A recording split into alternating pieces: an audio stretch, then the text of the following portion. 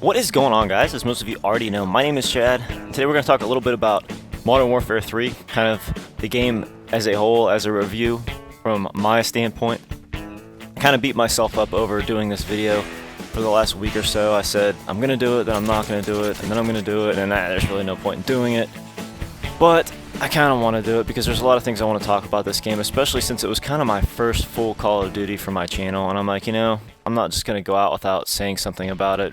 Obviously, this is going to be my last Modern Warfare 3 video if you haven't picked up on that yet, at least until I may revisit the game, obviously, towards the end of Black Ops. We'll see. I don't know what the whole system, the console issue is going to be like, because obviously the 720 is going to be coming out probably the following, holiday season. So there may not be another Call of Duty on this console after Black Ops 2, which is exciting. For me personally, I'm ready for a new console. I mean, obviously this one being, 6 years old now. A little outdated, but they're still able to do a lot of good things with this console. If you guys have played Halo 4 recently, the game looks beautiful, man. It's crazy how much they can do with, how outdated the hardware is on this console. So, anyways, I'm not going to get off on a tangent.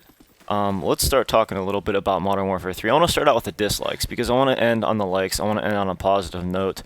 I think that's always important in life in general. So, first of all, the dislikes, and this is something I wanted to talk about for a long time and just never did. Call of Duty Elite. In my opinion, it should have just been free. I mean, it was a huge fail from, and I don't know if I want to just blame, obviously, Infinity Ward for this, because this was more, I think, an Activision thing where they were going to implement it across all of the Call of Duties. But, first try at Call of Duty Elite was a fail, in my opinion. And I liked all the stats, I liked all the online stuff, but all that stuff could have been free. What I didn't like about Call of Duty Elite was the maps, the part that we paid for, essentially, the DLC. And I didn't like how they released them in one map at a time, because what that does is, and if you guys aren't familiar with this, it enabled us to download a single map at a time. One map here, one map there. You may skip one and not download it, and that separates the playlist. When you go search for, say, a TDM, it searches for all the people that have those particular maps downloaded. So you could imagine how many different combinations there are, and in maps that are downloaded, and how many different people there are searching. So you could have like 30 or 40 different combinations, and you could see how this is going to cause huge problems in finding a room, because obviously there's so many different people with different maps downloaded. So towards the end of Call of Duty, I just disabled the DLC completely and just played the standard maps, because it was just so hard to get into a decent room, because it was divided. The population was divided so poorly. And I know what they did. If you remember how World at War would just kick you out of the game if you didn't have a certain map, they wanted to avoid that. So they were searching for people that had the same maps as you, which I applaud them for that. But you just can't break up the playlist into that many groups. You're never gonna find a decent game. So hopefully in Black Ops, when they have the map packs, they just release them as 4 or 5 maps at a time, and not break it up into singles for people that are people that buy the Elite pack, or I don't know, whatever they're calling it in Black Ops 2 now. So that was actually my biggest issue with Modern Warfare 3. Second dislike, lag comp was a hotly debated topic throughout the duration of Modern Warfare 3. It didn't affect me that much, honestly. I guess because I didn't have a great connection. I mean, I had, I think, 20 megabytes up and 2 down or something like that, so it was pretty standard stuff. Apparently for people that had, those FiOS connections, those 100 down and 10 up connections and stuff like that, they suffered a little bit. Essentially, anybody with a low latency connection suffered a little bit. So that could be a good and bad thing for people. Lag comp helped people with bad connections, didn't necessarily help people with good. I would still personally like to be on that side of a good connection.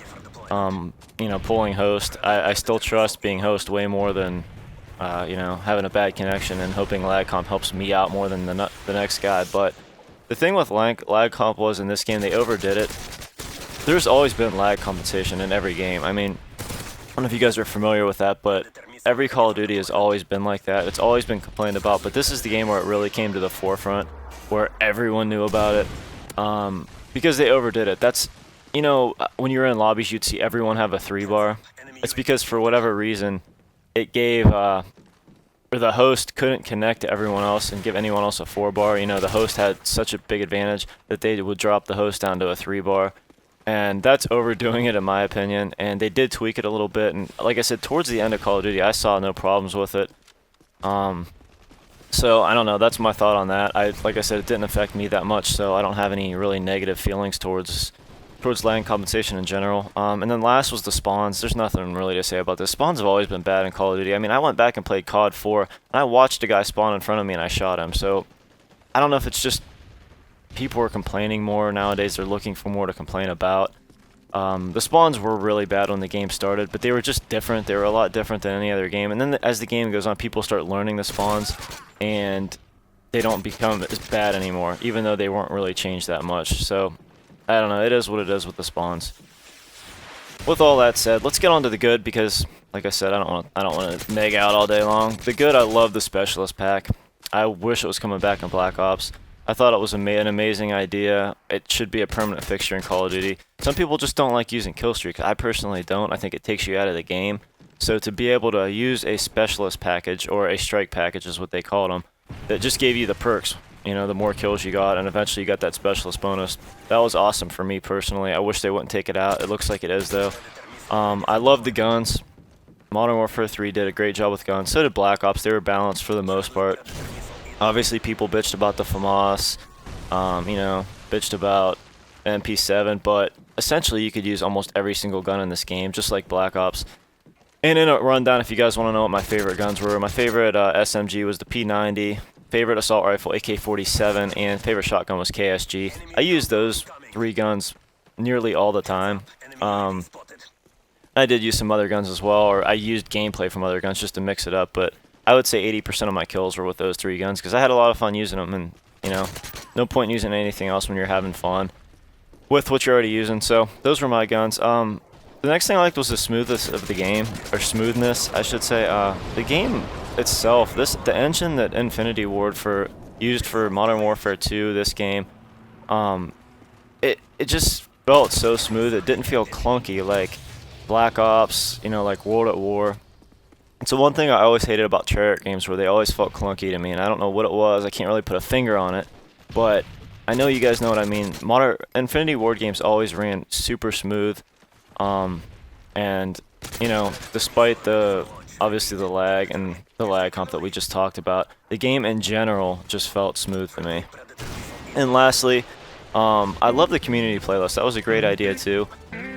I think Black Ops 2 is going to have some stuff similar to that, so let's hope so. But I had a lot of fun with Infected and Drop Zone. It was a good implementation into the game. The one thing I would like them to see them do is put in playlists that don't affect your KD, because there's a lot of players that worry so much about their KD that it affects the gameplay in general. So if they could somehow implement some playlists where it didn't record stats at all, you just went in there, you had fun. It did give you XP for, you know, leveling up and stuff like that, but it didn't record anything important that people get super picky about. That would be awesome as well.